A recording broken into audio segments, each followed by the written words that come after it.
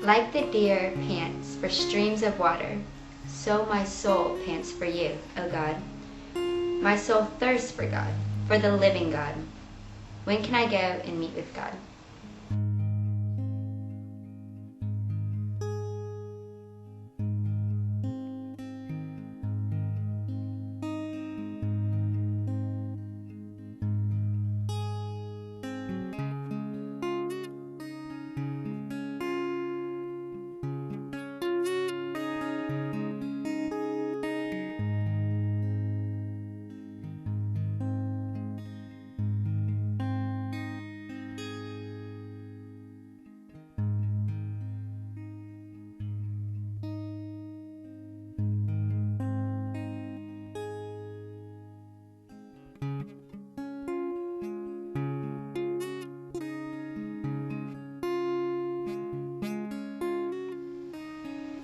So last summer, I went hiking with this group from my church on the Appalachian Trail. We hiked a section that totaled around 45 miles. 45 miles of beautiful scenery, but rough terrain. There were trees, rocks, and roots littering the uphill and downhill paths. The last day of our hike was rainy and muddy and very exhausting. We got to our campsite next to a stream and examined our wounds. Each of us were caked with mud, and our feet were covered in blisters. As we sat around the campfire that night, relaxing and telling stories, the leaders of the group called each of us away, one by one, to go down to the creek.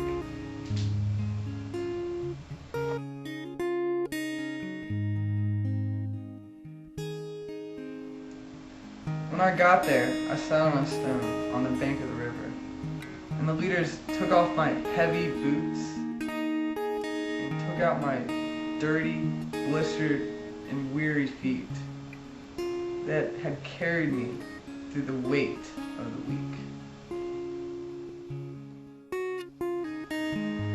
They put my feet into the cold current of the water, and with their own hands, they washed my naked, dirty, smelly feet. And as they cleaned them with the cloth, each one of the leaders told me how important I was, how much they valued my presence, and how much they loved each one of us.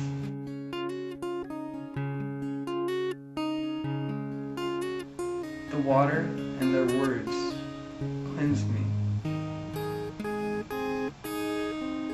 The dirt was washed away.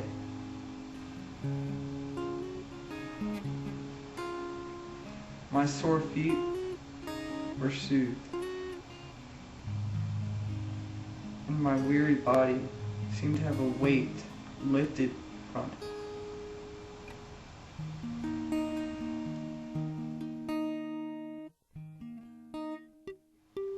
The words of my leaders comforted my heart.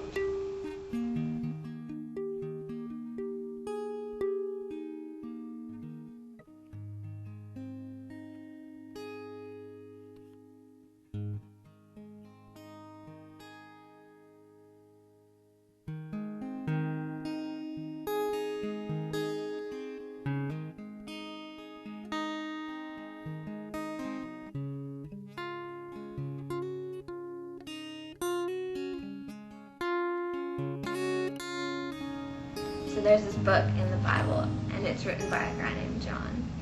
And in this one part of the book, he talks about how Jesus met this outcast woman.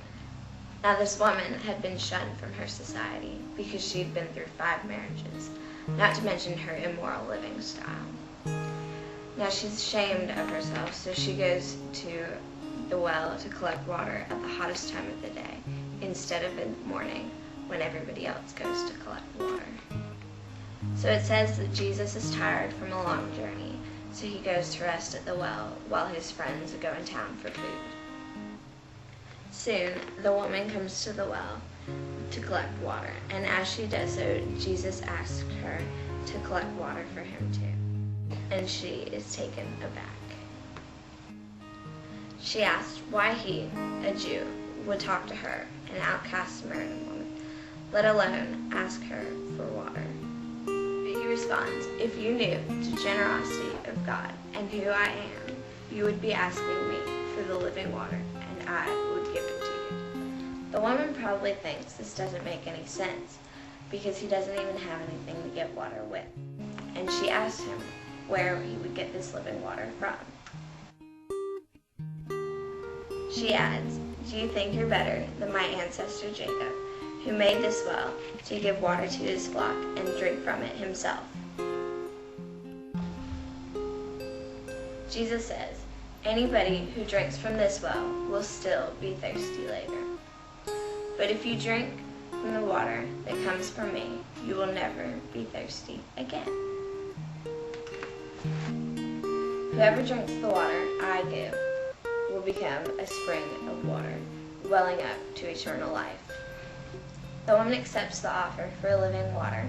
Seeing that Jesus is more than a prophet, she puts down her jug and brings the living water back to town. The water not only healed and cleansed her, but it inspired her to tell the people that had previously rejected her. The living water Jesus poured gave her the strength to do so. She didn't have to ask, but Jesus gave the water freely, and she became a wellspring, able to give the water freely to the townspeople. In the same way that the cool river cleansed, healed, and soothed my feet after the long hike, the living water cleansed, healed, and soothed the outcast, as well as making her into a wellspring to continually pour water into the people. The water washed away the dirt on my feet, in the same way that the living water washed away her sins.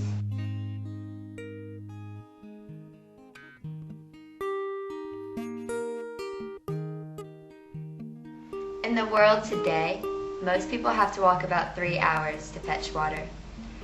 Over 2 billion people don't even have a supply of safe drinking water. The world is full of thirsty people.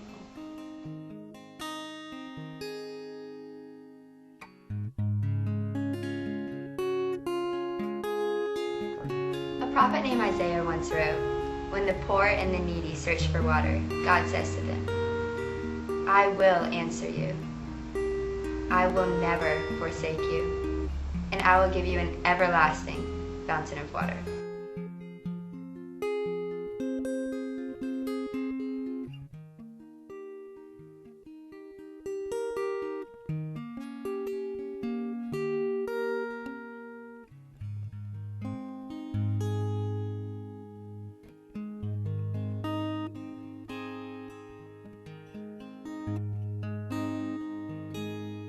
One of the great things about water is how it's always there. The same amount of water on the earth was here billions of years ago.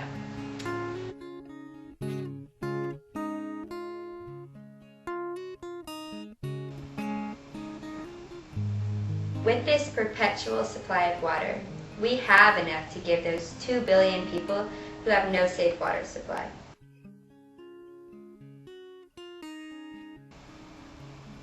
God makes living water renewable, so every person is able to receive it.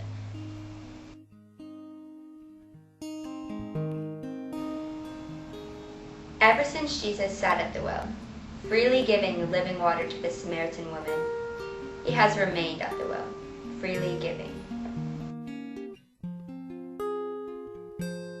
So may you receive the living water that Jesus continually offers without cost. May you be cleansed as the woman at the well was cleansed by the living water.